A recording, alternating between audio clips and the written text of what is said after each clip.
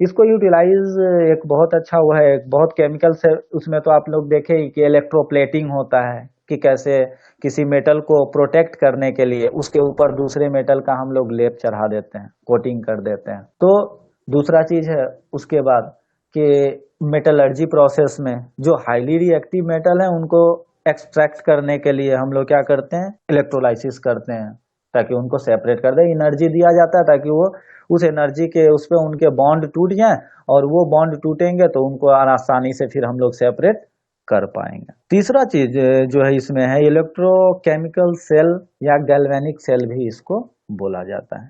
तो यहाँ पे क्या होता है कि कोई भी स्पॉन्टेनियस अगर रिएक्शन होता है, रिडॉक्स रिएक्शन होता है, तो वहां पे क्या होगा कि इलेक्ट्रॉन का फ्लो होता है, इलेक्ट्रॉन एक जगह से दूसरे जगह जाएगा, दूसरे जगह से उस जगह आएगा, एक इलेक्ट्रॉन सर्कुलेट होगा। तो जब इलेक्ट्रॉन सर्कुलेट होगा तो वहां कुछ ना कुछ एनर्जी ट्रांसफर होगा। अब जो एनर्जी ट्रांसफर हो रहा है उस ट्रांसफर को हमको यूटिलाइज करना है, उस ट्रांसफर को यूजफुल फॉर्म ऑफ एनर्जी में हमको यूटिलाइज करना है। तो उसके लिए हम लोग को थोड़ा बहुत सेटअप वगैरह भी करना पड़ता है ताकि हम उस एनर्जी चेंज को एक्वायर कर सके, ले सके। तो उसके लिए हम लोग यूटिलाइज करते हैं इलेक्ट्रोकेमिकल सेल या गैल्वेनिक सेल।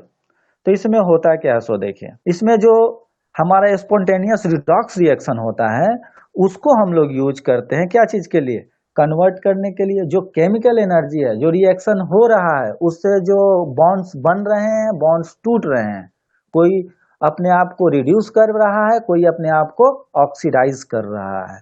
तो इस चीज का यूटिलाइजेशन हम लोग क्या चीज के लिए करते हैं, इलेक्ट्रिकल एनर्जी जनरेशन के लिए। जैसे आप लोग बहुत देखे होंगे, बहुत सारे सेल वगैरह, बहुत सारा बोर्ड वगैरह देखेंगे, इलेक्ट्रॉनिक बोर्ड वगैरह, उसमें छोटे छोटे सेल लगे रहते हैं जिसको हम लोग ड्राई सेल बोलते हैं। आप घर में देखेंगे, आपके यहाँ लेड वाला बैटरी लगा रहता है जिसको चार्ज और रिचार्ज डिस्चार्ज होते रहता है। हम लोग लाइट आया तो जब बाहर से एनर्जी दिए तो वो चार्ज हो जाता है, फिर जब लाइट चला जाता है तो उससे एनर्जी लेने लगते हैं तो वो डिस्चार्ज हो जाता है।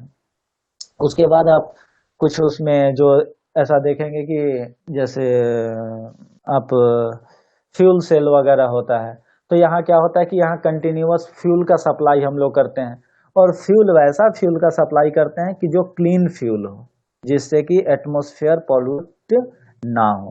तो इसका थोड़ा ये कॉस्टली पड़ता है, तो इसका यूटिलाइजेशन हम जनरली अपने घर वगैरह में तो नहीं वो देख करते हैं। ये जनरली वैसे जगह पे होता है जहाँ पे हमको लिमिटेड एरिया है और वहाँ पे पोल्यूटेड जो गैसेस हैं उनको बाहर निकालने का कोई मतलब मेथड या प्रोसेस नहीं है। जैसे कि स्पेस में कोई गया या किसी जैसे स्पेस क्राफ्ट वगैरह के अंदर जो चीजें हैं वहां पे अगर कुछ लाइटनिंग करना है तो हम वैसे चीज नहीं लेके जा सकते जिसके कि वहीं पोल्यूशन इतना हो जाए कि कुछ और रिएक्शन होने लगे, वहां पे कुछ और प्रॉब्लम हो जाए। तो वहां पे हम लोग क्लीन फ्यूल का इस्तेमाल करते हैं। तो उस जगह पे ऐसे बैटरी वगैरह जो को यूटिलाइज करते हैं, जो सेल वगैरह होता है उसको हम लोग फ्यूल सेल बोलते हैं। तो सबसे पहले तो हम लोग स्ट्रक्चर समझ लेते हैं कि होता क्या है। तो इसमें देखिए हम लोग क्या करते हैं कि वही इलेक्ट्रोलाइसिस है, एक जगह कहीं एक जगह एनोड बनाएंगे, एक जगह कैथोड बनाएंगे। ठीक है, यहाँ पे आपको दिखाया गया है कि एक इलेक्ट्रोकेमिकल सेल लिए हैं, उसमें दो पॉट लिए हैं। ठीक है, दो पॉट इसलिए लिए हैं कि दोनों पॉट में अलग अलग जगह पे हम रिएक्शन कराएंगे, एक जगह ऑक्सीडेशन होगा, एक को एनोड बनाएंगे और एक को कैथोड बनाएंगे। बीच में क्या करते हैं कि इसको आपस में अब दोनों को कनेक्ट कैसे किया जाए, तो कनेक्ट करते हैं हम पोरस एक साल्ट ब्रिज बनाते हैं। ये पोरस साल्ट ब्रिज का क्या मतलब है, पोरस साल्ट ब्रिज का मतलब होता है कि इसमें फ्लो ऑफ इलेक्ट्रॉन तो होगा, इलेक्ट्रॉन एक जगह से दूसरे जगह ट्रांसफर होंगे, लेकिन वो केमिकल जो है वो एक जगह से दूसरे जगह ट्रांसफर नहीं होगा। तो इससे क्या होता है कि दोनों का जो कंसंट्रेशन है वो कंसंट्रेशन जो है वो बना रहता है। ठीक है, समझ रहे हैं कुछ? तो मेटलर्जी वाला उसमें भी आपने देखा होगा कि कंटेंट थोड़ा ज्यादा ही है, तो जिनको इच्छा है कि उससे हमको ज्यादा नॉलेज चाहिए तो वो पढ़ सकते हैं, और नहीं तो जितना पढ़ाए हैं आपको क्लासेस में जिस जिस मेटल का एक्सट्रैक्शन वो पढ़ना जरूरी है। इसमें जैसा हम देखेंगे कि इलेक्ट्रोकेमिकल सेल जो होते हैं उसके कुछ अपने कैरेक्टरिस्टिक होते हैं। इसमें दोनों टाइप के सेल होते हैं, एक तो रिवर्सिबल कि जो रिवर्स हो जाए, ठीक है, और एक नॉन रिवर्सिबल जो रिवर्स नहीं होता है, यानी जिसमें कि एनर्जी जो है वो एक बार यूटिलाइज होगा तो उसके बाद दोबारा हम उसको रीफिल या री यूटिलाइज नहीं कर सकते हैं, तो वो हो जाएगा इरिवर्सिबल। और एक क्या होगा, रिवर्स हो जाएगा। जैसे हमने अपना जो जिक्र किया, जो इसका बैटरी होता है, जो इन्वर्टर वगैरह वाला, या ये जो ट्रक ट्रक वगैरह में जो बैटरी यूज करते हैं, जो जिसमें कि लिक्विड आपको H2SO4 वगैरह डाला जाता है, तो वहाँ क्या होता है कि उसको हम लोग एक तरफ से एक बार चार्ज करते हैं तो ये एक बार डिस्चार्ज करते हैं, एक बार चार्ज करते हैं, एक बार डिस्चार्ज करते हैं, तो उसमें थोड़ा लॉसेस भी होते हैं प्लेट वगैरह के, तो वो लॉसेस धीरे धीरे बहुत लंबा टाइम लग जाता है। इसीलिए उसका जो आपको वारंटी वगैरह दिया रहता है वो 4 साल दिया रहता है, लेकिन 4 साल से आपका ज्यादा भी चल सकता है, जहाँ पे यूटिलाइजेशन चार्ज और डिस्चार्ज कम हो रहा है, और 4 साल से कम भी चल सकता है अगर वो क्या है कि बहुत ज्यादा हेवी लोड या बहुत ज्यादा मतलब एकदम जो उसका मैक्सिमम कैपेसिटी है उससे अल्टर अगर हम यूज कर रहे हैं तो अब ये देखिए यहाँ पे एक देखा आपने साल्ट ब्रिज, दूसरा में देखा एक जगह जिंक का एनोड लिया है और एक जगह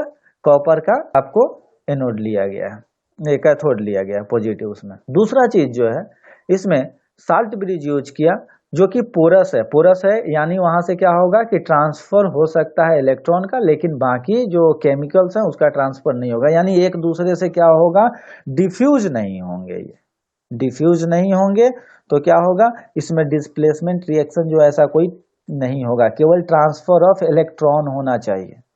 ठीक है, अगर कोई ऐसा रिएक्शन अगर हो जाता है तो सेल का क्या होगा, जितना एनर्जी हो सके कि उस पर हमारा निगेटिव इम्पैक्ट भी पड़ जाए, उससे क्या होगा कि हम जितना एनर्जी यूटिलाइज नहीं कर पा रहे हैं उतना हम उससे ज्यादा हमको उसको कंस्ट्रक्ट करने में बनाने में टाइम जो है या फिर वो वेस्ट हो जा रहा है। तो इसका प्रॉपर्टी कुछ देखिए, ठीक है, दो इलेक्ट्रोड लिए जाते हैं डिफरेंट मटेरियल के और दो डिफरेंट वेसल्स में इसको सेटअप किया जाता है, उसको एक, तो ये दोनों हाफ रिएक्शन होते हैं, एक जगह एनोड हो गया एक जगह कैथोड हो गया, तो एक जगह क्या होगा आपको, एक जगह जो है आपका ऑक्सीडेशन हो रहा है और एक जगह आपको क्या हो रहा है, रिडक्शन हो रहा है। तो यहाँ पे क्या करते हैं हम लोग, तो अब आपस में इसको कनेक्ट कैसे करते हैं, तो आपस में इसको पोरस पॉट या ब्रिज के थ्रू हम लोग क्या करते हैं, कनेक्ट कर दिए हैं, जिसलिए उसको साल्ट ब्रिज हम लोग नाम दिए हैं, और वो पोरस नेचर का होता है। तो जैसा उसमें भी होता था कि जैसे आउटसाइड द सेल क्या होता था कि आपका इलेक्ट्रॉन कहाँ से कहाँ फ्लो होता था, आपका इलेक्ट्रॉन जाता था कहाँ से, निगेटिव टू पॉजिटिव, यही जाता है ना? Yes sir. हम्म। हाँ सर। हम्म। तो पॉजिटिव को क्या बोलते हैं, पॉजिटिव टर्मिनल को क्या बोलेंगे, पॉजिटिव को कैथोड और निगेटिव को एनोड। एनोड। सर उल्टा हो गया। उल्टा सर। क्या होगा, पॉजिटिव पॉजिटिव एनोड, एनोड होगा और नेगेटिव कैथोड होगा। नेगेटिव कैथोड होगा, ठीक है। तो अगर बुक में भी कहीं कहीं मिस्टेक है तो उस चीज को आपको आइडेंटिफाई करने भी आना चाहिए।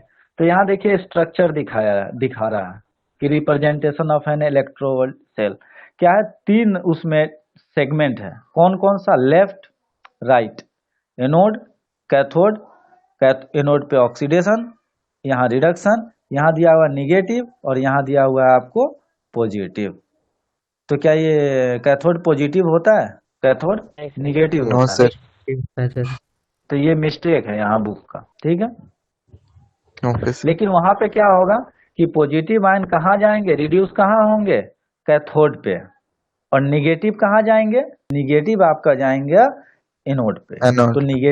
निगेटिव आयन जो होगा वो अट्रैक्ट होगा किधर के साइड, एनोड के साइड, और पॉजिटिव कैथोड के साइड। ठीक है, तो अब इसके बेसिस पे सेल को, जो ये है एक इलेक्ट्रोलाइटिक सेल सिंपल सा, इसके बेसिस पे सेल को जो टाइप्स ऑफ सेल जो है कमर्शियल यूज हम अब क्या करते हैं इसका, तो कमर्शियल यूज क्या है इसका कि आपने जो हमने देखा है कि कहाँ कहाँ इसका यूज होता है, किस किस जगह पे इसका यूटिलाइजेशन है, वो जैसे बैटरी के फॉर्म में नंबर ऑफ सेल एक साथ अगर अरेंज कर दिए तो वो कहलाता है बैटरी, अगर सिंगल सिंगल वो है तो गैल्वेनिक सेल या इलेक्ट्रोलाइटिक सेल तो वो कहलाता है सेल। तो यहाँ पे देखिए कि टू टाइप के सेल हम लोग जनरली यूटिलाइज करते हैं, एक बोलते हैं प्राइमरी सेल और एक सेकेंडरी सेल। तो प्राइमरी सेल वैसा होता है जो इरिवर्सिबल हो, जिसको क्या करते हैं कि एक बार हम यूज करेंगे और वो खत्म हो गया। तो जो नॉर्मल आप बैटरी यूज करते हैं वो क्या प्राइमरी है या सेकेंडरी है, जो ड्राई सेल जिसको बोलते हैं? Primary sir. प्राइमरी, क्योंकि हम उसमें दोबारा यूटिलाइज नहीं कर पाएंगे। और जो सेकेंडरी सेल होगा, अगर जो दोबारा यूटिलाइज करने के लिए पोर्टेबल टाइप का आता है, उसमें क्या होगा, उसका पैकिंग बहुत अच्छा होना चाहिए कि उसमें लीकेज नहीं।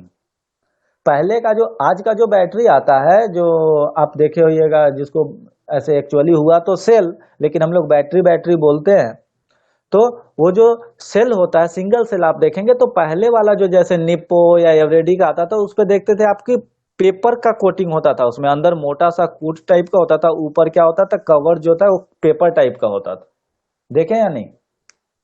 पहले हाँ वाला सर, देखे हैं या नहीं, जो देखिए पेपर मोबाइल उस पे। मोबाइल के बैटरी में होता था पहले।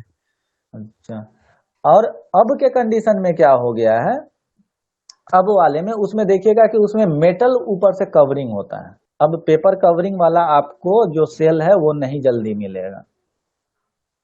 तो जैसे जैसे मेटलर्जी, वही बोल रहे थे कि जैसे जैसे मेटलर्जी प्रोसेस आसान हुआ, खासकर एल्युमिनियम का एक्सट्रैक्शन जो है वो किफायती हुआ, वैसे वैसे उसका यूटिलाइजेशन भी बढ़ गया है। तो आजकल हम लोग देखेंगे कि वो, ताकि लीकेज ना हो उसमें, जैसे बोलते ना कि बैटरी जो क्या हो गया कि इतना गल गया था कि लीक हो गया, गल गया वो, तो इस तरह का आपको उसमें सुनने को मिलता है।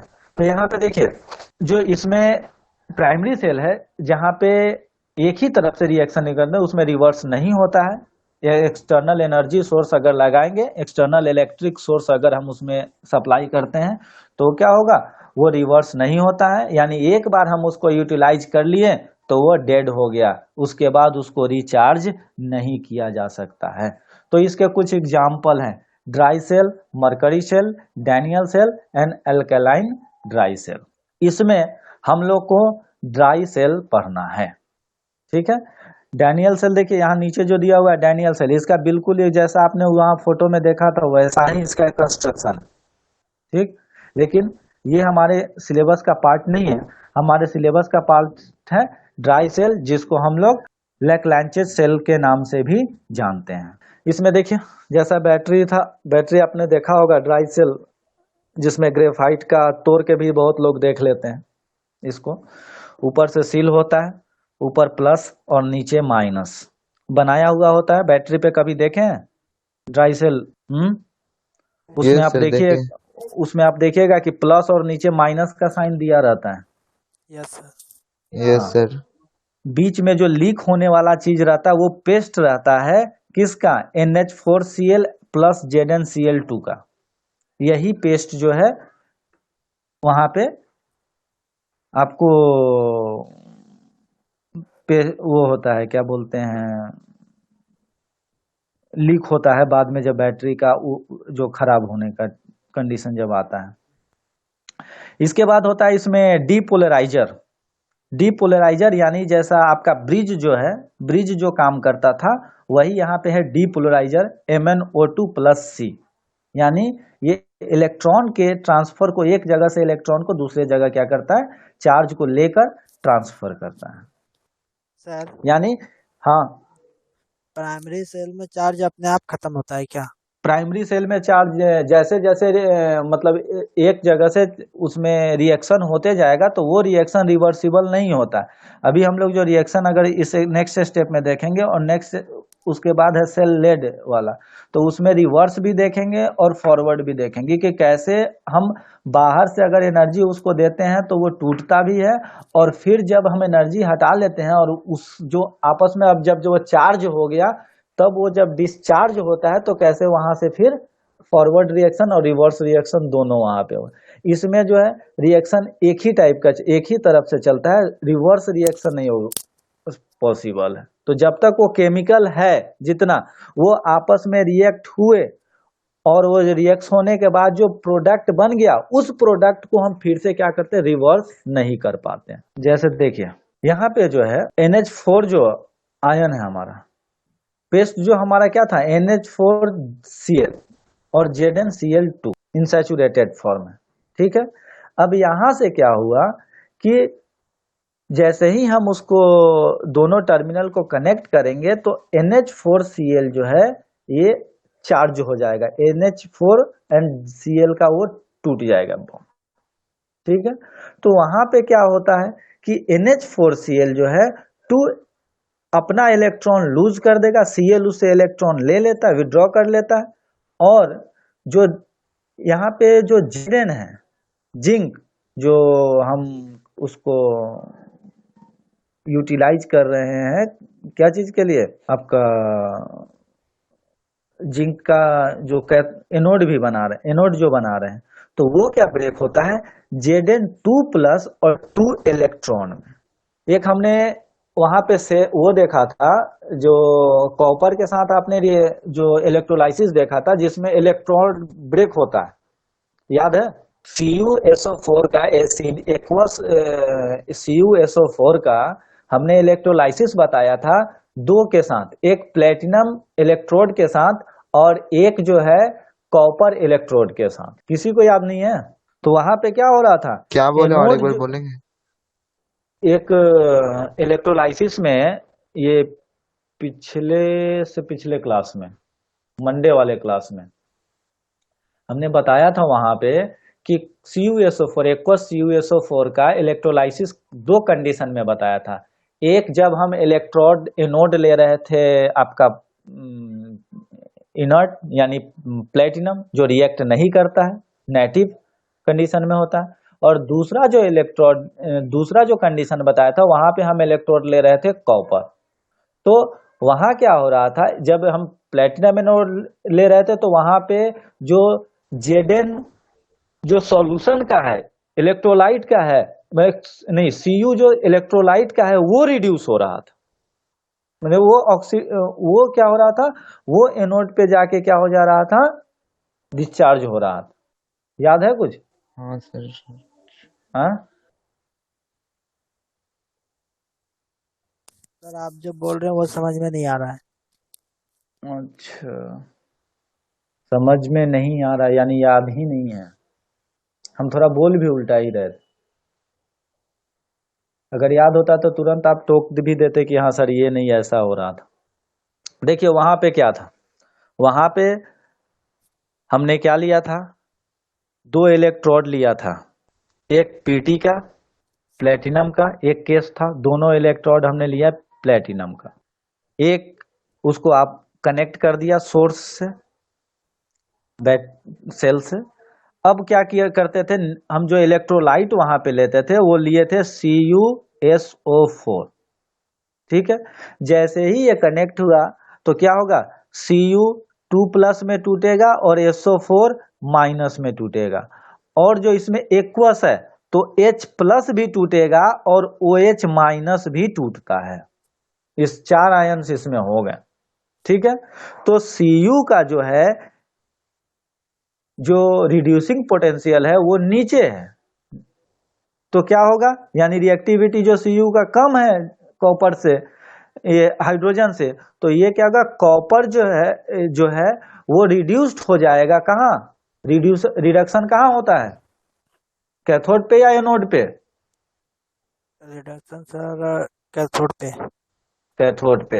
तो कॉपर जो है Cu2+ आयन जो है वो प्लेटिनम इलेक्ट्रोड पे जाके क्या हो जा रहा था, रिड्यूस हो जा रहा था, वहां से इलेक्ट्रॉन लेके अपने आप को न्यूट्रल कर लिया, वहां पे जाकर वो चिपक गया, पिंक कलर का वहां डिपोजिशन दिखने लगा। ठीक है। उसके बाद जो हमारा दो आयन जो निगेटिव है SO4 माइनस और OH माइनस, तो OH माइनस जो था उस वो नीचे आता है रिएक्टिविटी में SO4 से, तो OH माइनस जो है वो कहाँ जा रहा था, आपको चला जा रहा था इसके पास, एनोड के पास। एनोड के पास, और वहां अपना जो आयन था, इलेक्ट्रॉन था, वो उसको क्या कर दे रहा था, डोनेट कर दे रहा था, दे रहा था। और उसके बाद वो क्या करता था, इसका दो HO और दो HO मिलके क्या बना ले रहा था, H2O, और एक वहां पे बनता था क्या, ऑक्सीजन मॉलिक्यूल O2, और O2 वहां से निकल जाता था और H2O वहीं पे रहता था। तो इस तरीके से क्या था कि जब हम प्लेटिनम यानी नेटिव इलेक्ट्रोड यूटिलाइज कर रहे थे, लेकिन जब हम एनोड जो बनाया हमने वहां पे बनाया कॉपर का, और कैथोड बनाया किसका, कैथोड बनाया था हमने किसका, अब उसका प्लेटिनम। कैथोड के लिए प्लेटिनम का ही रहने दीजिए, उससे कोई फर्क नहीं पड़ता, या कॉपर भी डालेंगे तो उससे कोई फर्क नहीं पड़ेगा।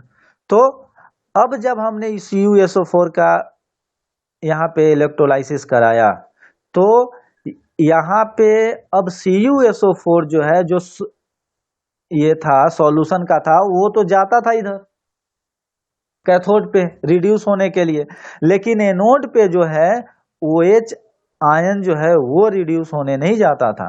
यहाँ पे क्या था कि Cu जो है, कॉपर जो एनोड बनाए हैं, वो कॉपर ही टूट के अपना आयन दे देता था और सॉल्यूशन में। Cu2+ आयन में सॉल्यूशन में आ जाता था। तो जिससे हमने बताया भी, उस समय आपको बताया भी था कि सॉल्यूशन का कलर जो था वो ब्लू का ब्लू ही रह जा रहा है, और उस कंडीशन में जो ब्लू कलर सॉल्यूशन का था वो डिसअपियर हो जा रहा था। याद आया कुछ? Yes sir. तो थोड़ा पीछे का यूटिलाइज हर जगह होते रहेगा, समझे? Yes sir. तो उसको थोड़ा याद रखना है। तो यहाँ भी यही चीज होता है नोड पे, जिंक टूटता है Zn2+ में और 2 इलेक्ट्रॉन, ठीक है। जैसे ये जिंक खत्म, सेल खत्म, ठीक है। जिंक का कंसंट्रेशन खत्म यानी आयन बनना बंद, इलेक्ट्रॉन आना उसमें खत्म हो गया, एनोड खत्म, वहां पे काम इसका भी सेल का खत्म। तो यहाँ देखिए कैथोड पे क्या हो रहा है, कैथोड पे NH4 आयन जो है वो जाकर रिड्यूस हो रहा है, 2 इलेक्ट्रॉन लेगा वहां से, जैसे ही वो, और ये जो 2 इलेक्ट्रॉन लेगा और वो NH3 में कन्वर्ट होगा, और यहां से O लेकर एक H जो है, जो एक H यहां से निकलेगा NH4 से, वो H कहाँ चला जाएगा, MnOOH माइनस आयन में तब्दील हो जाएगा, बन जाएगा। अब ये जो इलेक्ट्रॉन एनोड, इलेक्ट्रॉन 2 इलेक्ट्रॉन वो आया कहां से, एनोड से, वहां क्या हुआ, जिंक, जैसे वहां कॉपर खुद ही क्या हो रहा था, कॉपर वहां इलेक्ट्रॉन डोनेट कर रहा था। इलेक्ट्रॉन डोनेट करने वाले को क्या बोलते हैं, लॉस ऑफ इलेक्ट्रॉन को क्या बोलते हैं, ऑक्सीडेशन या reduction, oxidation. Reduction. Oxidation. Oxidation. तो यहाँ किसका ऑक्सीडेशन हो रहा है, देखिए एनोड पे जिंक क्या हो रहा है, Zn2+ और 2 इलेक्ट्रॉन डोनेट कर रहा है, 2 इलेक्ट्रॉन उसका क्या हो रहा है, निकल जा रहा है, तो जिंक का क्या हो रहा है यहाँ, ऑक्सीडेशन, ठीक है। और कैथोड जो है वहां रिडक्शन किसका हो रहा है, NH4+ का, NH4+ क्या चीज में, NH3 में कन्वर्ट हो जा रहा है, ठीक है। तो यहाँ पे इलेक्ट्रॉन लिया जा रहा है और यहाँ पे इलेक्ट्रॉन क्या हो जा रहा है, डोनेट किया जा रहा है। तो जहां पे इलेक्ट्रॉन लेते हैं वहां पे होता है रिडक्शन, और जहां पे इलेक्ट्रॉन डोनेट करते हैं वहां पे होता है ऑक्सीडेशन। और ओवरऑल रिएक्शन, इसी दोनों रिएक्शन को आप ऐड कर दीजिए तो इलेक्ट्रॉन इलेक्ट्रॉन दोनों तरफ से हट जाएंगे, और बाकी जो बचेगा वो आपका आ जाएगा ZnNH4+ MnO2, और यहाँ पे Zn2+ प्लस MnOOH माइनस और NH4 समझ में आया? Yes sir. तो बस इसमें यही चीज होता है कि कैथोड पे क्या रिएक्शन हुआ, एनोड पे क्या रिएक्शन हुआ, और उसके इलेक्ट्रोलाइट कौन सा यूज करते हैं, वहां पे एनोड कौन सा यूज करते हैं, कैथोड कौन सा यूज करते हैं, ठीक। तो एनोड के तौर पे जिंक पॉट लेते हैं, और गलता वहीं से है, जिंक पॉट जो है ना, जो आपका पॉट लेते हैं वो पॉट ही पोरस हो जाता है, वो पॉट में ही छेद हो जाता है, तभी वो वहां से लीकेज होता है। तो पहले का जो पॉट वो बनता था उसमें जिंक का जो हम इलेक्ट्रोड लेते थे, जो पॉट लेते थे, उसके ऊपर केवल पेपर लपेटा हुआ होता था, हार्ड पेपर, जिसके कारण क्या होता था कि वहां लीकेज हो जाता था, छेद हो जाता था जैसे ही पॉट में, वैसे ही वहां से जो पेस्ट है ये NH4Cl प्लस ZnCl2 वो रिसने लगता था, निकलने लगता था। बाद में अभी क्या होता है, अब उसका सील आता है, अब उस पे मेटल कवरिंग होता है, जनरली शायद एल्युमिनियम का कवर होता है उसके, तो वो दब जाएगा और क्या होता है, दब जाएगा, लेकिन उसमें क्या होता है, लीकेज नहीं होता है, क्योंकि एल्युमिनियम जो है वो ऑक्सीडाइज होने के बाद भी वहां से अपना जगह नहीं छोड़ता है।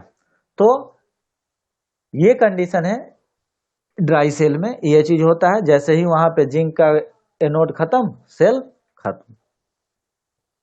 अब देखिए दूसरा चीज है इसमें क्या, बाकी भी इसमें है, मरकरी सेल है, और क्या बोलते हैं, डैनियल सेल है, वोल्टाइक सेल है, लेकिन ये दोनों तीनों हमारे कोर्स में नहीं है, बस केवल ड्राई सेल है। उसके बाद है हमारा सेकेंडरी सेल। सेकेंडरी सेल में देखिए, तो सेकेंडरी सेल बाय डेफिनेशन हम इसको कैसे डिफाइन करेंगे, क्या होता है सेकेंडरी सेल, ये बताइए।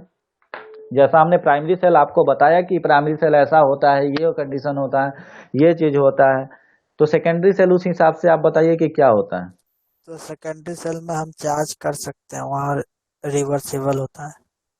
यानी जो केमिकल रिएक्शन फॉरवर्ड डायरेक्शन में हो रहा है वो केमिकल रिएक्शन रिवर्स डायरेक्शन में भी हो जाएगा, तो वहां पे क्या होगा, लेकिन जितना एनर्जी वहां से बाहर निकल रहा है उसमें कुछ वेस्टेज होता है, और उतना एनर्जी हम उसको देंगे तो क्या हो जाएगा, रिवर्ट हो जाएगा। इसीलिए हम लोग वहां पे क्या करते हैं, इन्वर्टर का यूटिलाइज करते हैं।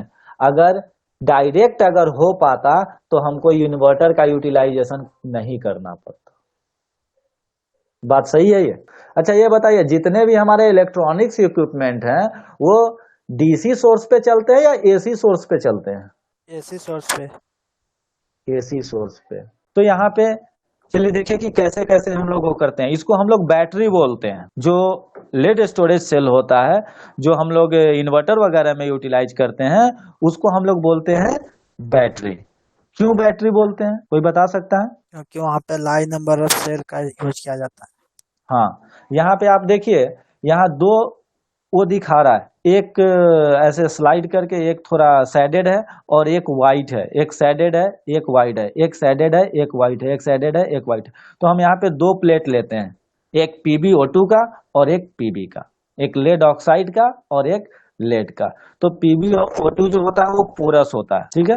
तो perforated plate, lead plate coated with PbO2 और perforated lead plate coated with pure lead. तो दोनों, एक पे क्या करते हैं हम, PbO2 का कोटिंग करते हैं और दूसरे पे Pb का कोटिंग करते हैं। तो ये कोटिंग इसलिए करते हैं कि ये जो लेड और लेड ऑक्साइड होता है, ये क्या होता है, ये खुद वो नहीं होता है, खुद डिकम्पोज नहीं होता है, ये केमिकल रिएक्शन, लेड थोड़ा इनर्ट टाइप का है। अब इसमें क्या होता है कि अगर हम बोलेंगे कि हम प्लेटिनम का कोटिंग क्यों नहीं कर देते ऊपर से, तो वो करेंगे तो सेल का कॉस्ट ऑटोमेटिक बढ़ जाएगा, ठीक है। तो कॉस्ट भी हमको कम रखना है और हमारा काम भी चल जाए, तो इसके लिए हम लोग यहाँ पे लेड वगैरह का इस्तेमाल करते हैं, ठीक। यहाँ इलेक्ट्रोलाइट क्या लेते हैं, डाइल्यूट H2SO4, ठीक है। आपने कभी क्या करते हैं कि जैसे आप देखेंगे कि कभी वो खोलने, बैटरी का पानी जब हम चार्ज करते हैं तो वो खोलता भी है, वहाँ आवाज भी हल्का होता है। तो वहाँ पे क्या होता है कि वेपराइज भी धीरे धीरे आपका जो लिक्विड है वो वेपराइज भी होता है। इसीलिए आप उसमें ऑब्जर्व करेंगे कि थोड़ा थोड़ा छोटा छोटा पोर भी होता है उसमें, ताकि उसमें गैस जो है, उसको जो गैस बनेंगे जो, वो डिस्चार्ज भी हो जाए। तो धीरे धीरे ये पानी जब खत्म होता है तो हम लोग क्या करते हैं, जाके मार्केट से लेके आते हैं डिस्टिल वाटर, थोड़ा उसमें जितना पोर्शन होता है वहां तक डाल के उसको कर दिया। तो यहाँ पे देखिए दोनों केमिकल रिएक्शन दिया हुआ है, एक ड्यूरिंग चार्जिंग और ड्यूरिंग डिस्चार्जिंग। तो देखिए यहाँ पॉजिटिव इलेक्ट्रोड हम लोग इस्तेमाल करते हैं क्या, कॉटेड PbO2 का, और निगेटिव इलेक्ट्रोड यूटिलाइज करते हैं जहाँ पे प्योर लेड होता है। तो निगेटिव इलेक्ट्रोड क्या हो गया, कैथोड या एनोड, या बोलिए निगेटिव इलेक्ट्रोड जो हो गया Pb का जो हम यूज कर रहे हैं वो कैथोड हुआ या एनोड हुआ? Sir cathode. कैथोड। और पॉजिटिव वाला एनोड।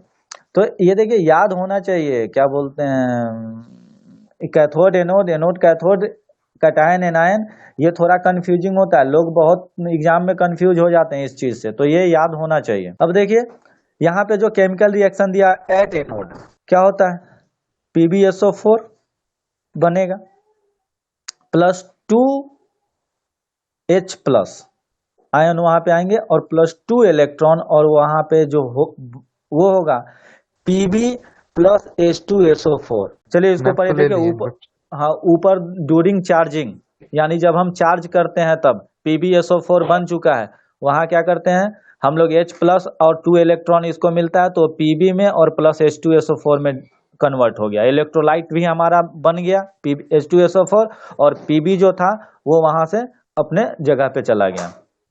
दूसरा है एथ cathode, PbSO4 plus SO4 negative वहां पे प्लस H2O और माइनस 2 इलेक्ट्रॉन वहां पे, तो PbO2 वहां पे आ गया, यानी जो कोटिंग जो वहां रिएक्ट हुआ था वो कैथोड पे चला गया और जो एनोड का था वो एनोड पे चला गया, ना Pb एनोड पे चला गया और PbO2 कैथोड पे चला गया, अपने अपने जगह पे चला गया, और 2H2SO4 कहाँ आ गया आपको सॉल्यूशन में। तो देखिए यहाँ पे ड्यूरिंग चार्जिंग क्या हो रहा है केमिकल रिएक्शन, जो केमिकल रिएक्शन डिस्चार्जिंग के समय हुआ था, देखिए PbSO4 बना था डिस्चार्जिंग के समय, कहाँ एनोड पे, नीचे वाले उसमें देखिए डिस्चार्जिंग में क्या बन रहा है PbSO4, तो ये PbSO4 क्या है, ये PbSO4 at the anode charging के समय कन्वर्ट हो रहा है किससे, H2SO4 और Pb में रिवर्ट किया जा रहा है रिएक्शन को। एट कैथोड डिस्चार्जिंग में देखिए एट कैथोड क्या बन रहा है PbSO4 plus 2H2O, at cathode PbSO4 जो बना है उसको हम लोग ब्रेक कर रहे हैं क्या PbO2 में और H2SO4 में, और यहाँ पे जो क्या था कैथोड पे PbO2 प्लस 2H2O, और ये जो रिएक्शन आपको यहाँ दिख रहा है वो रिएक्शन आप वहां ऊपर लेके जाएंगे तो वहीं उसका उल्टा है, बस क्या होगा यहाँ जो 2 इलेक्ट्रॉन है वो इधर की दूसरी साइड परली साइड ट्रांसफर हो जाएंगे, बस इलेक्ट्रॉन जो माइनस में है दूसरी साइड चला जाएगा प्लस में, और बस वही चीज हो जाए। तो इलेक्ट्रॉन कहाँ से आता है, तो जो हम एनर्जी जो अब डायरेक्शन जो चेंज कर दिए ना उसका करंट का, उसको इलेक्ट्रिसिटी देने लगे, वहां से उसको इलेक्ट्रॉन मिल रहा है, ठीक है।